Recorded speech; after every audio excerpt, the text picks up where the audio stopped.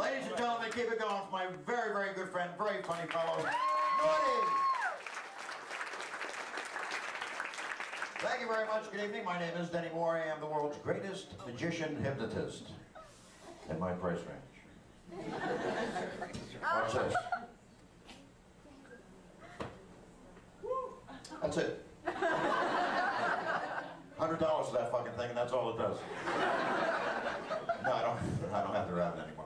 A lot of people have been asking me what happened to the rabbit. The rabbit kept shitting in the hat. It's a $100 hat and a $10 rabbit. You figure it out. So before we get into the hypnosis part of the show tonight, I want to try a little, couple of things with you. I want to try a little experiment in ESP, extrasensory perception. Aside from being a hypnotist, for years I studied ESP. By a round of applause, how many people in this room believe in ESP? Yeah, I knew that. I knew that. For years I studied the lives of some of the great psychics of our day, people like Gene Dixon, Edgar Casey, Nostradamus, Miss Cleo,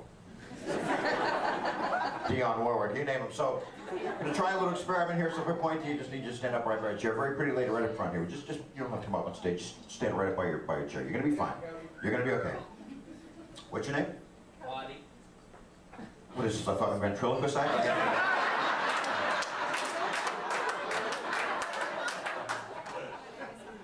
Cody, all right. Cody, where are you from? Don't tell me. I'll tell you. Fuck it, I don't know. Doesn't matter anyway, Cody. All right, here's what I need you to do. I need you to stand there, I need you to concentrate. And I need you to stare into my crotch.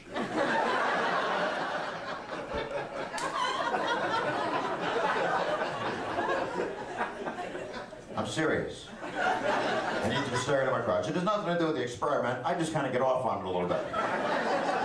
Now, Cody, while you're standing there concentrating, staring into my crotch, I need you to very loudly call out any three-digit number. Tonight. 125. 125. That's the number you want? I'm going to give you a chance to change your mind. But you don't have to. I'm only kidding with you. You want to keep 125, you keep it. If you want to change it, you can change it. It's up to you. What do you want to do? Change it or keep it? Keep it. We're going to cut the audience in half and then ask you to point to any young lady saying this part of the room right in here. Tonight. Right there. Could I get you to step forward, please? No, I think she's pointing to you. You. Yes. Right here. Yes. Just come. You don't have to come on stage. Just come over to the edge of the stage for me. What's your name? Aaron. What is it? Aaron. That's correct.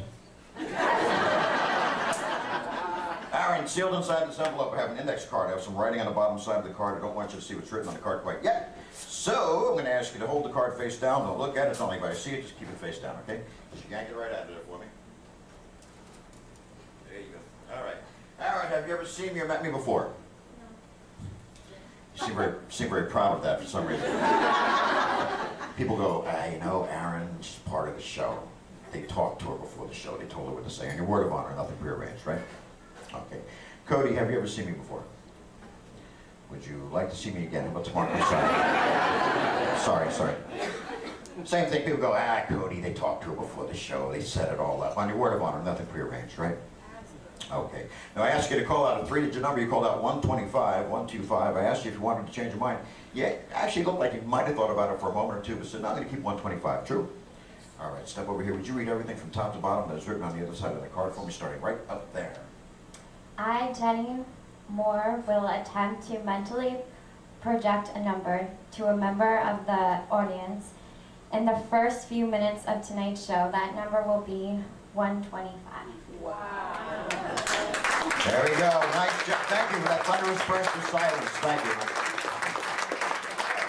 Cody, good job. It would take me hours to explain why, but you did really, really well. And listen, great job reading the card also. That Hooked on Phonics program? I'd stick with it if I were you. All right, it is time now for the wild animal portion of our program. Well, I'm on the road a lot. I'm always traveling. I always have to ask people to watch my pets for me. Nobody watches your pets for you the way you do. I found out the hard way a couple times. Nobody cares for your pets the way you do. So I come home after being away for a week, there's dog shit all over the floor. The cat scratched up all the furniture, the fish are dead, floating belly up on top of the tank. So now what I do is when I travel, I bring my pets with me. Have one right here. My bird! All right. That's right.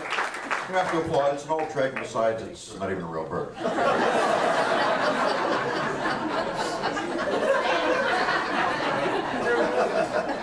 But you know what? Seriously, very seriously, for real. I used to do this trick with a real live bird, but it fucking died. So. A lot of people ask me how I got started doing this. I actually started as a magician when I was a teenager. It's the truth. I never really considered becoming a magician, but one day I overheard my older sister say she was making $100 a trick.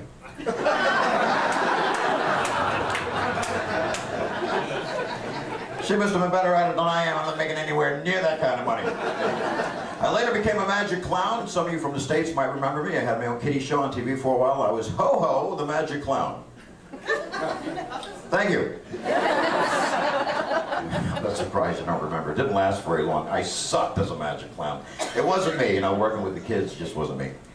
All of my balloon animals were ribbed and lubricated.